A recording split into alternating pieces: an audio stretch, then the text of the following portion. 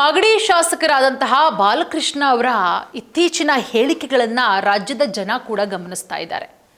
ಬಾಲಕೃಷ್ಣ ಅವರು ಯಾಕೆ ಹಿಂಗೆ ಮಾತಾಡ್ತಿದ್ದಾರೋ ಅರ್ಥನೇ ಆಗ್ತಿಲ್ಲಪ್ಪ. ಏನೋ ಕಾಂಗ್ರೆಸ್ ಪಕ್ಷದಲ್ಲಿ ಇವರೊಬ್ಬರೇ ಶಾಸಕರು, ಎಲ್ಲವನ್ನೂ ಇವರೊಬ್ಬರೇ ಖಂಡಿಸೋದು, ಅದು ಯಾಕೆ ಆ ರೀತಿ ಮಾತಾಡ್ತಿದ್ದಾರೆ? ಡಿ ಕೆ ಶಿವಕುಮಾರ್ ಅವರನ್ನ ಮೆಚ್ಚಿಸೋ ಪ್ರಯತ್ನನ, ಮೆಚ್ಚಿಸ್ಬಿಟ್ಟು ಸಚಿವ ಸ್ಥಾನ ತೆಗೆದುಕೊಳ್ಳುವಂತಹ ಪ್ರಯತ್ನನ ಅನ್ನುವ ಮಾತುಗಳು ಕೂಡ. ಅದರ ಜೊತೆಗೆ ಅವರು ಪ್ರತಿ ಬಾರಿ ಪ್ರೆಸ್ ಮೀಟ್ ಮಾಡುವಂತಹ ಸಂದರ್ಭನೋ ಅವ್ರು ಬೈಟ್ ಕೊಡೋ ಸಂದರ್ಭದಲ್ಲಿ ಈ ಕಮೆಂಟ್ಗಳನ್ನು ಓದಿದಾಗ ಗೊತ್ತಾಗುತ್ತೆ ಬಾಲಕೃಷ್ಣ ಅವರು ಯಾಕೋ ಸಿಕ್ಕಾಪಟ್ಟೆ ಬಕೆಟ್ ಹಿಡಿತಾ ಇದ್ದಾರೆ ಡಿ ಕೆ ಶಿವಕುಮಾರ್ ಅವರಿಗೆ. ಯಾಕಂದರೆ ಡಿ ಕೆ ಶಿವಕುಮಾರ್ ಅವರು ಸಿ ಎಂ ಆಗೋದಕ್ಕಿಂತ ಮುಂಚೆನೇ ಅವ್ರ ಪರ ಬ್ಯಾಟ್ ಬೀಸಿದವರು, ಸಿ ಎಂ ಆಗಬೇಕು ಆದ ಮೇಲೂ ಕೂಡ ಈಗ ಸಚಿವ ಸ್ಥಾನಕ್ಕೋಸ್ಕರ ಸಾಕಷ್ಟು ಲಾಬಿ ಮಾಡ್ತಾ ಇದ್ದಾರೆ.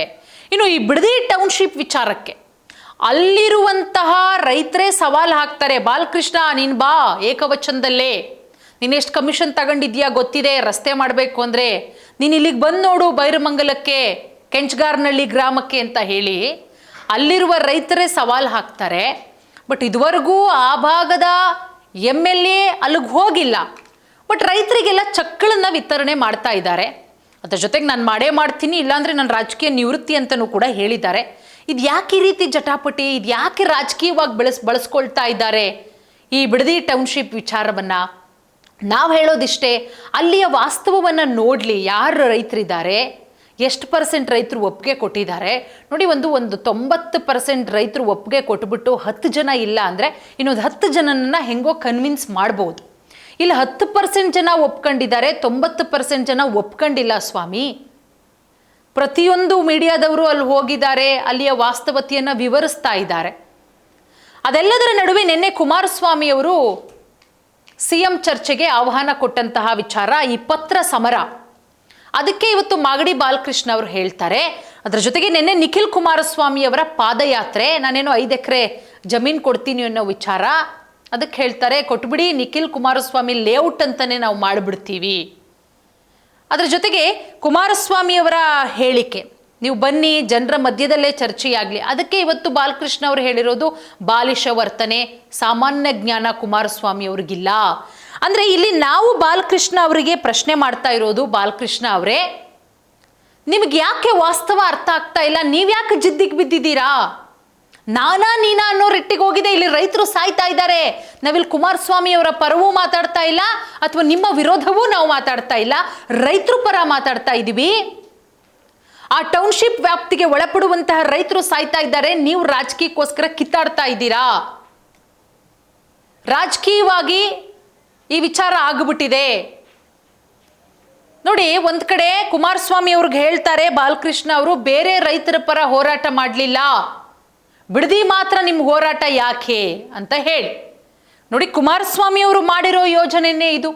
ಅದಾದ್ಮೇಲೆ 2007ರಲ್ಲಿ ಅವರಿಗೆ ಅರಿವಾಗುತ್ತೆ, ಅಲ್ಲಿ ರೈತರು ಬಂದು ಕೇಳ್ಕೊಳ್ತಾರೆ, ಯೋಜನೆಯನ್ನ ಕೈ ಬಿಡ್ತಾರೆ. ಬಟ್ ಕಾಂಗ್ರೆಸ್ನವರು ಅದೇ ರೀತಿ ಮಾಡಬಹುದಲ್ವಾ? ಕಾಂಗ್ರೆಸ್ನವ್ರು ಯಾಕೆ ಜಿದ್ದಿಗೆ ಬಿದ್ದಿದ್ದೀರಾ, ನಾವು ಮಾಡೇ ಮಾಡ್ತೀವಿ ಅಂತ ಹೇಳಿ. ಮತ್ತೊಂದು ಕಡೆ ಕುಮಾರಸ್ವಾಮಿ ಅವರಿಗೆ ಬಾಲಕೃಷ್ಣ ಅವರು ಪ್ರಶ್ನೆ ಮಾಡ್ತಾರೆ, ಚಿಕ್ಕಬಳ್ಳಾಪುರ, ದೊಡ್ಡಬಳ್ಳಾಪುರ, ಸರ್ಜಾಪುರ, ಹಾಸನ ಅಲ್ಲೆಲ್ಲ ಹೋರಾಟ ನಡೀತಾ ಇದೆ, ಅಲ್ಲಿ ಯಾಕೆ ಹೋಗ್ತಾ ಇಲ್ಲ? IITಗೆ ಈಗಾಗಲೇ ಭೂಸ್ವಾಧೀನ ಮಾಡಿದ್ದಾರೆ, ಕಾಲೇಜುಗಳಿಗೆ ಭೂಸ್ವಾಧೀನ ಮಾಡಿದ್ದಾರೆ. ಸೊ ಹಾಗಾಗಿ ನೀವು ಪೇಮೆಂಟ್ ಕೊಟ್ಬಿಟ್ಟು ರೈತರನ್ನ ಕರೆಸ್ತಾ ಇದ್ದೀರಾ, ಅಲ್ಲಿರೋರು ರೈತರೇ ಅಲ್ಲ ಅಂತ. ಸೊ ಅಲ್ಲಿರೋರು ರೈತರೇ ಅಲ್ಲ ಅಂತ ಹೇಳಿ ಬಾಲಕೃಷ್ಣ ಅವರು ಹೇಳ್ತಾರೆ, ಡಿ ಕೆ ಶಿವಕುಮಾರ್ ಅವರು ಹೇಳ್ತಾರೆ. ಡಿ ಕೆ ಶಿವಕುಮಾರ್ ಅವರೇ, ಬಾಲಕೃಷ್ಣ ಅವರೇ, ಒಂದು ಸಲ ನಿಮ್ಮ ವ್ಯಾಪ್ತಿಗೆ ಬರುವಂಥದ್ದು, ನೀವೇ MLA ಆಗಿದ್ದೀರಾ, ಒಂದು ಸಲ ಯಾವ ರೀತಿ ಕುಮಾರಸ್ವಾಮಿಯವರು, ನಿಖಿಲ್ ಕುಮಾರಸ್ವಾಮಿಯವರು ಪಾದಯಾತ್ರೆ ಮಾಡ್ಕೊಂಡು ಹೋದ್ರು, ಹಳ್ಳಿಗಳಿಗೆ ಭೇಟಿ ಕೊಟ್ರಲ್ಲ 2 ಸಲ 3 ಸಲ, ನೀವು ಒಂದೇ ಒಂದು ದಿನ ಫ್ರೀ ಮಾಡ್ಕೊಂಡು ಹೋಗ್ಬೋದಲ್ಲ. ಡಿ ಕೆ ಶಿವಕುಮಾರ್ ಅವರಿಗೆ ಕೆಟ್ಟ ಹೆಸರು ತರಬೇಕು ಅಂತ ಹೋರಾಟ ಮಾಡ್ತಿದ್ದಾರೆ. ಇದರಲ್ಲಿ ಡಿ ಕೆ ಶಿವಕುಮಾರ್ ಅವರು ಕೈ ಬಿಟ್ರೆ ಅವರೇ ಒಳ್ಳೆಯವರಾಗ್ತಾರಲ್ಲ, ರೈತ ಪರ ಇದ್ದಾರಲ್ಲ ಡಿ ಕೆ ಶಿವಕುಮಾರ್ ಅವರು. ಹಾಗಾಗಿ ಇದು ಇನ್ನೆಲ್ಲಿಗೆ ಹೋಗಿ ನಿಲ್ಲುತ್ತೆ ಅನ್ನೋದು ಗೊತ್ತಿಲ್ಲ. ಸೊ ಅದರ ನಡುವೆ ನಿಖಿಲ್ ಕುಮಾರಸ್ವಾಮಿ ಅವರ ವಿಚಾರವನ್ನು ಕೂಡ ಇಲ್ಲಿ ಬಾಲಕೃಷ್ಣ ಅವರು ಚರ್ಚೆ ಮಾಡಿದ್ದಾರೆ. ಏನು ಮಾತಾಡಿದ್ರು ನಿಖಿಲ್ ಕುಮಾರಸ್ವಾಮಿ ಅವರ ವಿಚಾರಕ್ಕೆ ಬನ್ನಿ ನೋಡೋಣ. ಸದ್ಯ ಈಗ ಕೊಟ್ಟರೆ ಆ ಹೋರಾಟ ಮಾಡ್ತಾವ್ರಲ್ಲ ಅವ್ರಿಗೆಲ್ಲ ಒಂದು ಸೈಟ್ ಕೊಡ್ತೀವಿ ಕಣಮ್ಮ. ಹೋರಾಟ ಮಾಡ್ತೀವಿ. ಇವ್ರು ಬಂದು ಅದನ್ನು ಅವ್ರು ನೆತ್ಕಟ್ಟಿರೋದಕ್ಕಾರ ಆ ನೆನಪುಗೋಸ್ಕರ ಆ ಲೇಔಟ್ಗೆ ನಿಖಿಲ್ ಲೇಔಟ್ ಅಂತ ಹೆಸರಿಕ್ಬಿಟ್ಟು, ನಿಖಿಲ್ ಕುಮಾರಸ್ವಾಮಿ ಅಂತ ಹೆಸರಿಕ್ಬಿಟ್ಟು ಆ ಲೇಔಟಲ್ಲಿ ಯಾರು ಹೋರಾಟ ಮಾಡ್ತಾರೆ ರೈತರು ಅವ್ರಿಗೆಲ್ಲ 30-40 ಒಂದು ಸೈಟ್ ಕೊಡ್ತೀವಮ್ಮ. ನಮ್ಗೆ ಅದು ಬೇಡ. ಅದು ನಮಗೆ ಆ ಜಾಗನ ನಾವು ಮಾಡಿ ಅವರು ತಗೊಂಡಿದ್ದು 6 ಲಕ್ಷನೋ 10 ಲಕ್ಷನೋ. ಅವ್ರೇನು ಮಾಡಿದ್ರು, ಬೇನಾಮಿಗೆ ತೊಗೊಂಡ್ರು. ಬೇನಾಮಿಗೆ ದುಡ್ಡು ಹೋಗ್ಬಿಡ್ತದೆ ಅಂತೇಳಿ GBITಗೆ ಲೆಟ್ರ್ ಕೊಟ್ಟರು. ಇದು ಯಾವುದೇ ಕಾರಣಕ್ಕೆ ದುಡ್ಡು ನನ್ನ ಅಕೌಂಟಿಗೆ ಬರಬೇಕು ಅಂತ ನಮ್ಮ ಅನಿತಾ ಕುಮಾರಸ್ವಾಮಿ ಅವರು ಲೆಟ್ರ್ ಕೊಟ್ಟರು. ಅವರು ಬಿಟ್ಕೊಡ್ತೀವಿ ಅನ್ನೋ ಅವರು ಲೆಟ್ರ್ ಹಾಕಿ ಕೊಟ್ಟರು, ನಮ್ಗೆ ದುಡ್ಡು ನಮ್ಮ ಅಕೌಂಟಿಗೆ ಕೊಡಿ ಅಂತ. ಬಿಟ್ಕೊಡ್ತೀವಿ ಅನ್ನೋ ಅಂಥ ಮನಸ್ಥಿತಿ ಇದ್ದಿದ್ರೆ ಲೆಟ್ರ್ ಹಾಕಿ ಕೊಟ್ಟರು, ನಮ್ಗೆ ಕೊಡಿ ದುಡ್ಡು ಅಂತ. ಇವತ್ತು 2 ಕೋಟಿಗೆ ಹೋಯ್ತದೆ. ಇವ್ರು ತೊಗೊಂಡಿದ್ದು 10 ಲಕ್ಷಕ್ಕೆ. ಇವತ್ತು ಎಷ್ಟು ಕೊಡ್ತಾಯಿದ್ದೀವಿ ಅವ್ರಿಗೆ ಪರಿಹಾರ? 2 ಕೋಟಿ. ಅದೇ ಎಲ್ಲೋ ಇದು ಏನೋ ರೆಡ್ ಝೋನ್ ಐತಿದ್ರೆ ಅದ್ರ ಬೆಲೆ 25 ಲಕ್ಷ, 30 ಲಕ್ಷ, 50 ಲಕ್ಷನೇ.